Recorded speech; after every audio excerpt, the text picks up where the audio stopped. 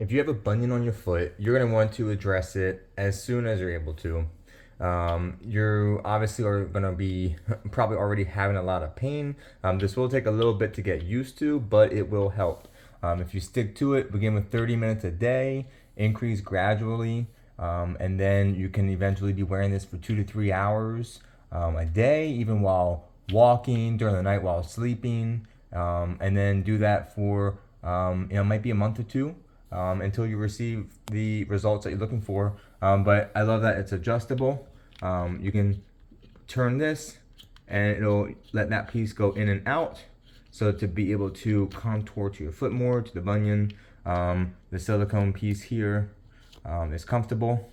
And then lots of Velcro straps behind the heel around the whole foot, so you're able to actually still walk around. And then this piece for the big toe, and then it's adjustable as well, this piece.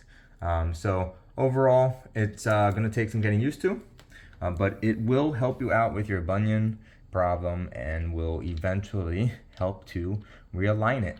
So give it a try it out, and highly recommend it. Thanks to the brand for providing this for me.